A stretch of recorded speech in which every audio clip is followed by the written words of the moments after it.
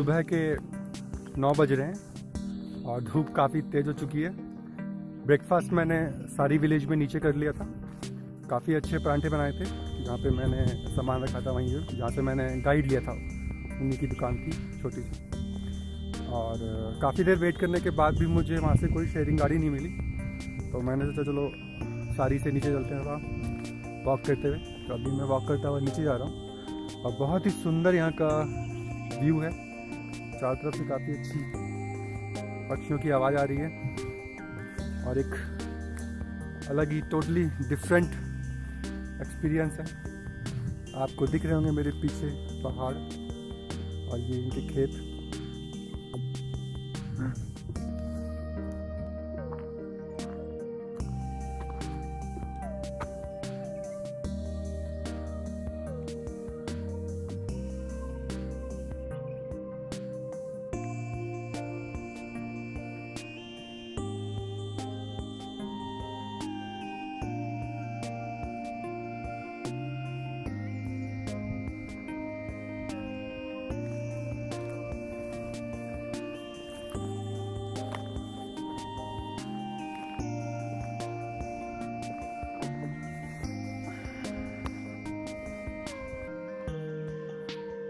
यहाँ पे मैं एक चीज़ शेयर करना चाहूँगा। जहाँ पे मैं ब्रेकफास्ट कर रहा था सारी में, वहाँ पे मुझे एक चीज़ बड़ी फील हुई, बहुत ही बेकार लगी।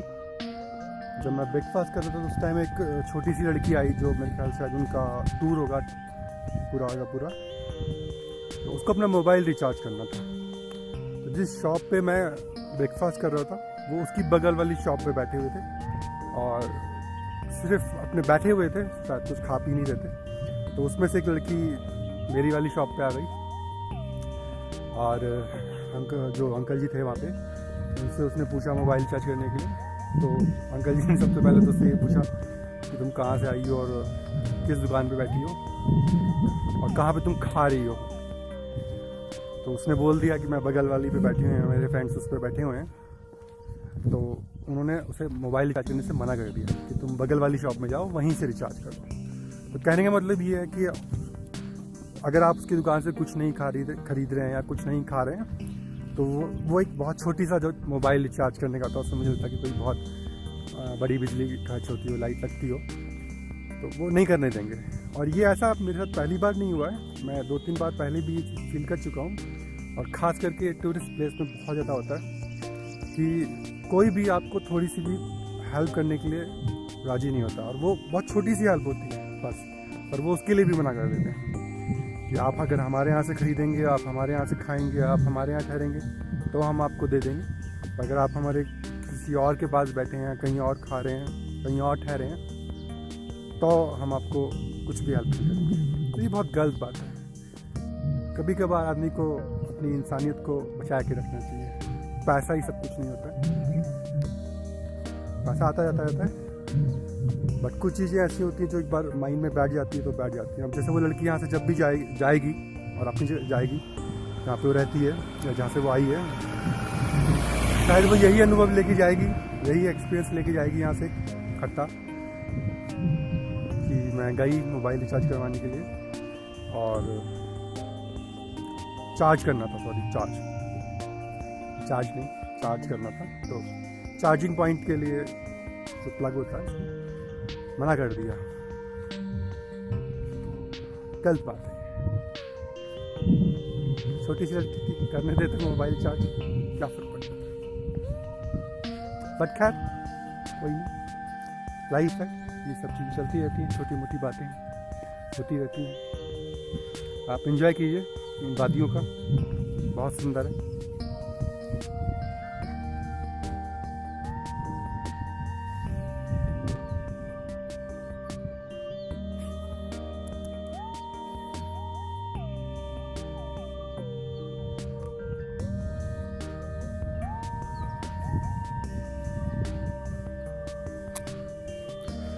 वेट कर रहा हूँ मैं, यहीं से शायद कोई गाड़ी आ जाए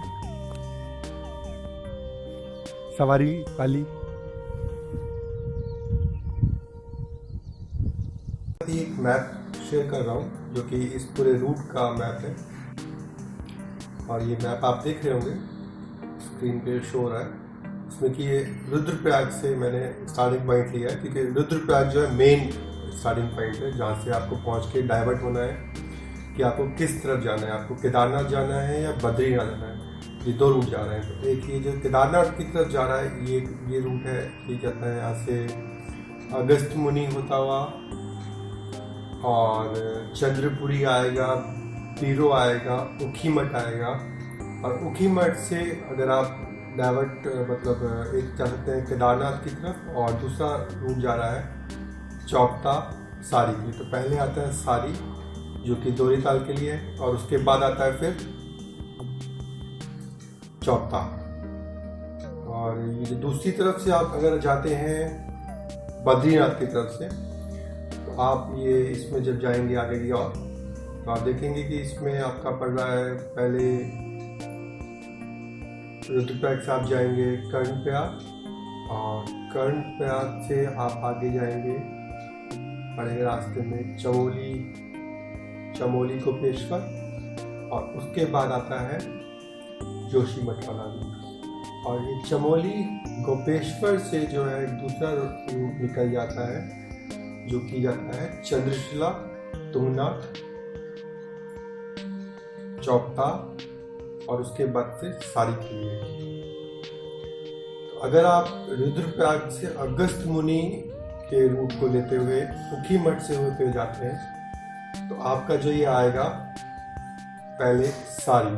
तो आप अगर ये ट्रैक कर रहे हैं तो प्रेफर करें कि आप देवरीताल, चौपता, तुंगनाथ, चंद्रशिला ये चारों पॉइंट एक टाइम पे कवर कर लें, क्योंकि एकदम पास है। ऐसा ना हो कि पहले आप एक बार जाए चौपता तुंगनाथ के लिए और दूसरी बार फिर नेक्स्ट टाइम के लिए प्लान करें कि आप देवरीताल जाएँ। तो ये पास ही एकदम कर सकते हैं, कोई दिक्कत नहीं, कोई मुश्किल नहीं है। और जो आप ये देख रहे हैं ये अंजलि टूरिस्ट लॉज, और ये जो एक बोर्ड लगा हुआ है जहाँ पे मैं खड़ा हुआ हूँ, यहाँ पे ये जगह है, ये जो पॉइंट है ये यहाँ से कटता है सारी के लिए। और ये जो रोड आप देख रहे हैं जी, ये जो जा रहा है, ये जा रहा है चौपता सीधे। तो ये उखीमठ से होता हुआ आ रहा है और सीधे निकल जाएगा चौपता। ये बीच में एक पॉइंट है जिसको ताला बोलते हैं, और यहाँ पे एक हनुमंत होटल भी बना हुआ है एक छोटा सा। यहाँ से डाइवर्शन हो जाता है सारी के लिए, और यहाँ से सारी विलेज ज़्यादा दूर नहीं है, मुश्किल से 2 या 3 किलोमीटर ही दूर है।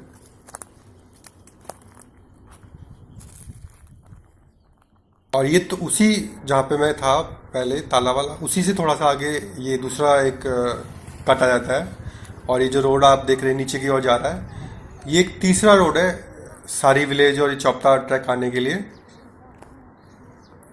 और इस रूट के बारे में हर किसी को मालूम नहीं है, ये सिर्फ जो वहाँ के लोकल हैं उन्हीं को मालूम है। ये मक्कू की तरफ से होता हुआ आता है, मक्कू की जगह पड़ती है, ये वहाँ से होता हुआ आता है। और ये रोड इतना कंफर्टेबल नहीं है, तो इसे अवॉइड ही करें। अगर आप गूगल पे सर्च कर रहे हैं और आपको ये दिख जाता है तो इसे अवॉइड ही करें। मेन प्रेफर करें कि उखीमठ से होते हुए या फिर उधर चमोली कोपेश्वर की तरफ से होते हुए आएँ।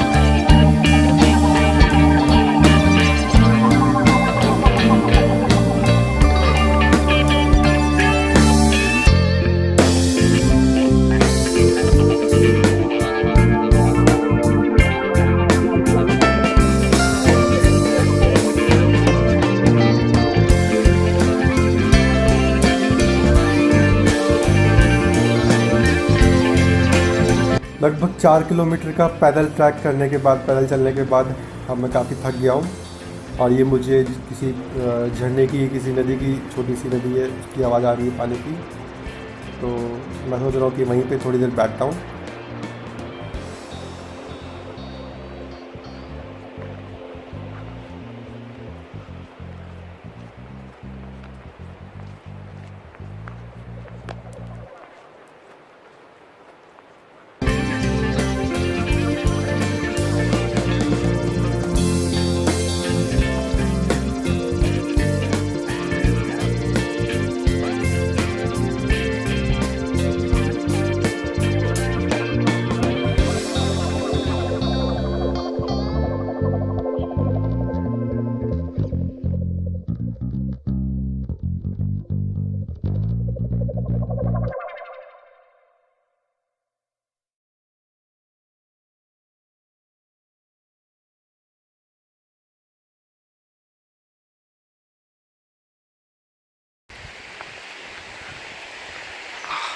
आपका कितनी दूर है?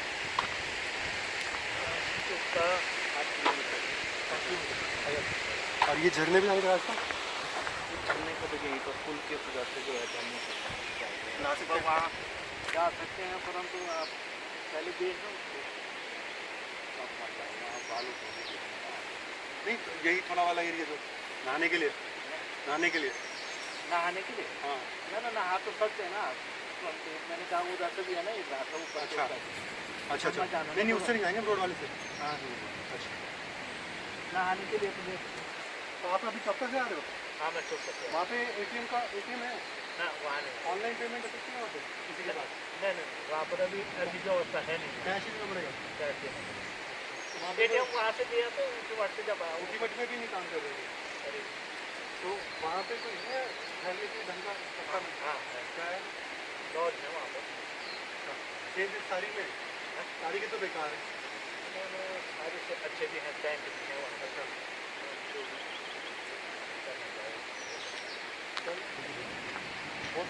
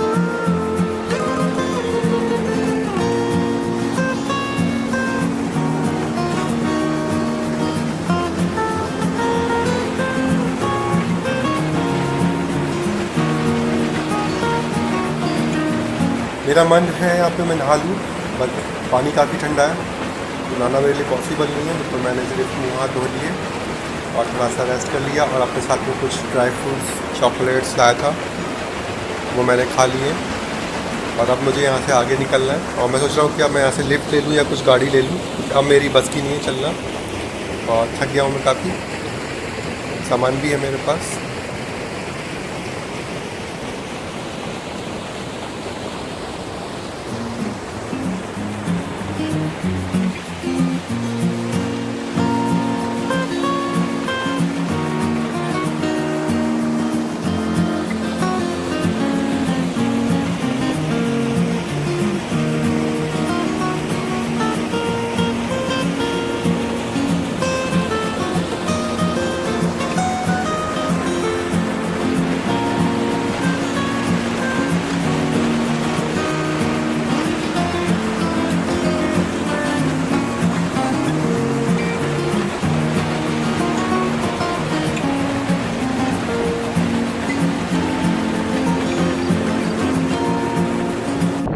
फाइनली मुझे एक ये गाड़ी मिल गई और इस पर मैंने लिफ्ट ले ली है और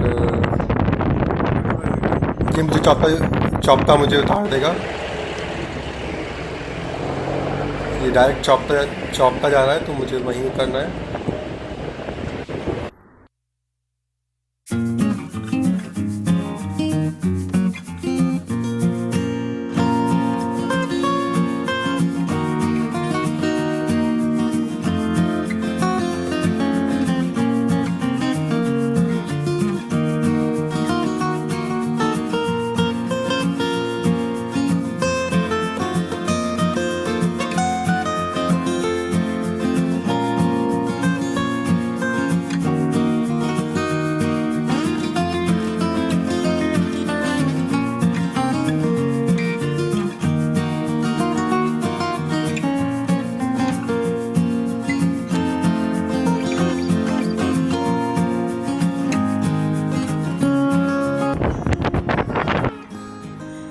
और ये हमें बीच में कि कोई मिल गए थे, ये जो एम्प्लॉई हैं किसी चौपता में कैंप है उसी में काम करते हैं, एडवेंचरस कैंप करके कोई नाम था, तो उनसे थोड़ी बहुत मैंने इन्फॉर्मेशन ली। तो आपको यहाँ पे कहीं पे भी एटीएम नहीं मिलेगा, कहीं पे भी आपको ऑनलाइन ट्रांजेक्शन की फैसिलिटी नहीं मिलेगी। लास्ट जो पॉइंट है वो ओखीमठ है और उस तरफ से चमोली गोपेश्वर है, वहीं पे आपको मिल सकता है एटीएम। और इस पूरे बीच में आपको कहीं नहीं मिलेगा, ना कोई आपको ऑनलाइन ट्रांजेक्शन की फैसिलिटी मिलेगी। तो आप अपने पास कैश रखिए प्रॉपर।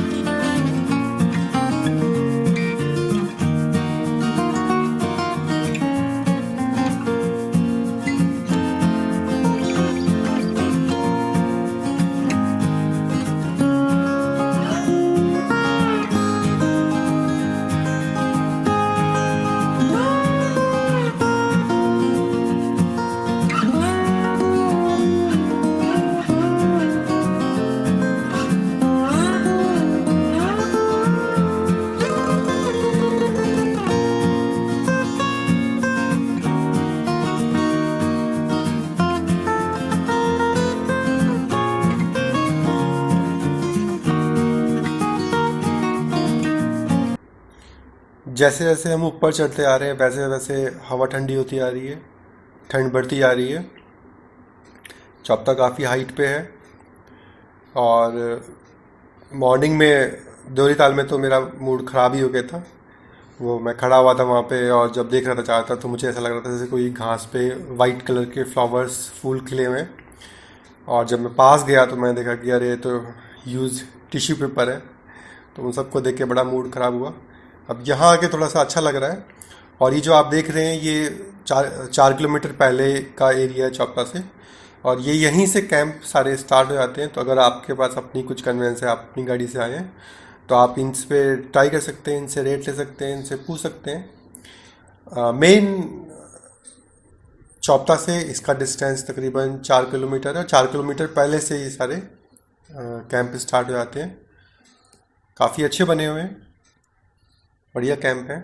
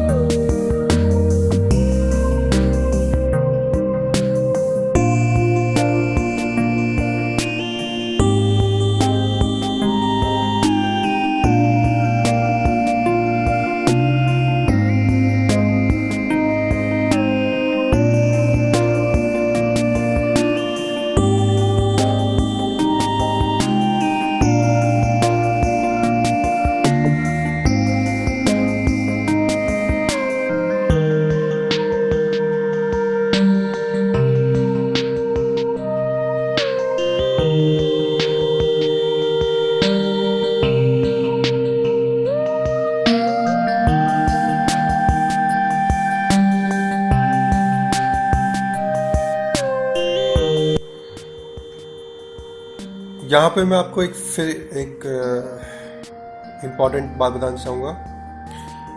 जब आप गूगल पे सर्च करेंगे, गूगल मैप पे चौपता, अगर आप खाली चौपता डालेंगे तो आप ये देख रहे होंगे कि रुद्रप्रयाग से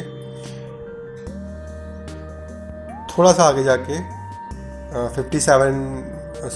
24 किलोमीटर आगे जाके एक चौपता पड़ता है, चौपता विलेज, जो आपको गूगल मैप पे शो होगा। और यहाँ पे तुंगनाथ टेम्पल भी है। सरप्राइज की बात यह है कि चौपता विलेज भी है, तुंगनाथ टेम्पल भी है, दोनों यहाँ पे हैं। तो अगर आप सिर्फ चौपता डालेंगे तो आपको गूगल मैप ये वाला चौपता दिखाएगा। अगर आप सिर्फ तुंगनाथ टेम्पल डालेंगे तो भी आपको ये गूगल मैप यहीं का तुंगनाथ टेम्पल दिखाएगा। आपको पूरा डालना पड़ेगा, चौपता, तुंगनाथ और चंद्रशिला, तब आपको जो एक्चुअल वो जो ट्रैक वाला लोकेशन है वो आपको शो होगी। इवन देन अगर आप रुद्रप्रयाग में पहुंच जाते हैं और वहाँ पे आप किसी से पूछते हैं, टैक्सी वाले से पूछते हैं या किसी और लोगों से पूछते हैं, तो वो मोस्ट प्रेफरली आपको यही वाला चौपता बताएगा। और हमारे साथ भी यही हुआ, क्योंकि जिस टैक्सी से हम आ रहे थे ऋषिकेश से, और जब हमने उससे पूछा कि हमें चौपता जाना है, और तो उसने बोला कि हाँ आप यहाँ से रुद्रप्रयाग से आप थोड़ा कर्णप्रयाग के लिए होके जाता है ये रास्ता, तो आप कर्णप्रयाग जाइए और वहाँ से आपको चौपता पहुँच जाएगा। तो मुझे उस टाइम थोड़ा डाउट हुआ और मैंने फिर उस टैक्सी वाले से बोला कि हमें तुंगनाथ टेम्पल जाना है। तो उसने बोला हाँ ये तुंगनाथ टेम्पल भी वहीं है और आपको ये वहीं पहुँचाएगा। तो मुझे फिर उसकी बात नहीं ठीक लगी, क्योंकि मैंने ऑलरेडी गूगल पे काफ़ी कुछ सर्च कर लिया था कि ऊखीमठ के पास से रास्ता मुझे दिखा रहा था पहले भी, काफ़ी लोगों के फीडबैक भी थे, रिव्यूज़ थे। तो मैंने उसकी बात नहीं सुनी, मैंने वापस वही किया और फिर मैं ऊखीमठ आया और फाइनली मुझे लगा, और जब वहाँ से फिर मुझे चौपता के लिए मिल गया। तो आप मत कीजिएगा ऐसी गलती, और एक बार थोड़ा सा इसको देख लीजिएगा अच्छी तरह से।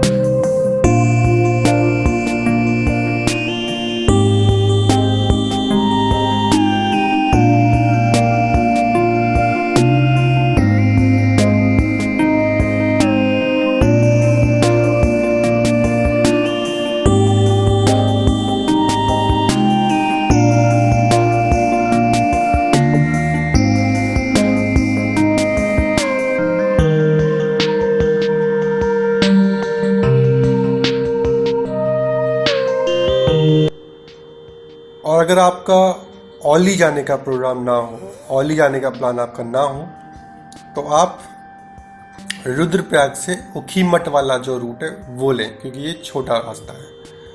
और पहले आप जाएं सारी देवरीताल, फिर जाएं चौपता, तुंगनाथ और चंद्रशिला के लिए। आप वापस यहाँ से रिटर्न कर सकते हैं, और या फिर आप यहीं से चौपता, तुंगनाथ, चंद्रशिला तक से वाले रूट से होते हुए आगे चमोली गोपेश्वर आ सकते हैं। चौपता से चमोली गोपेश्वर के लिए तकरीबन 50 किलोमीटर का डिस्टेंस है।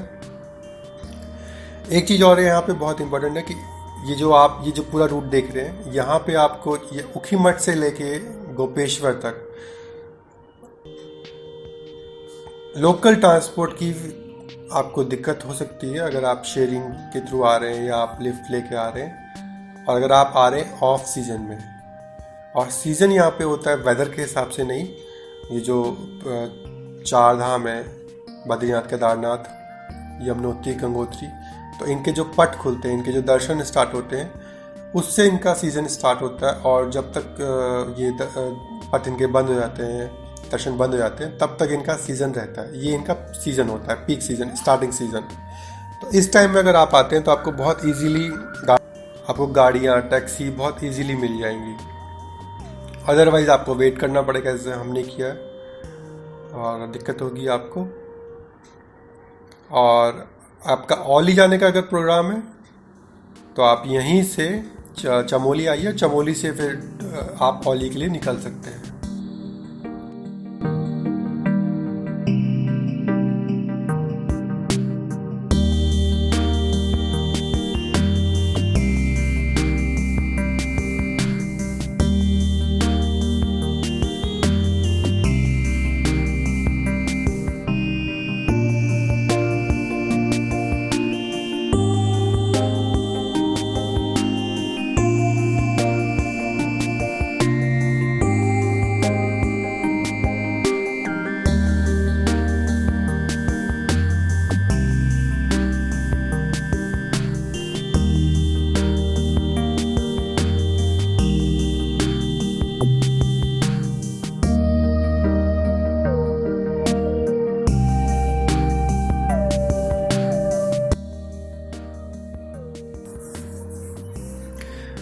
फाइनली चौपता में पहुंच गया हूं और अब मुझे यहाँ होटल लेना है।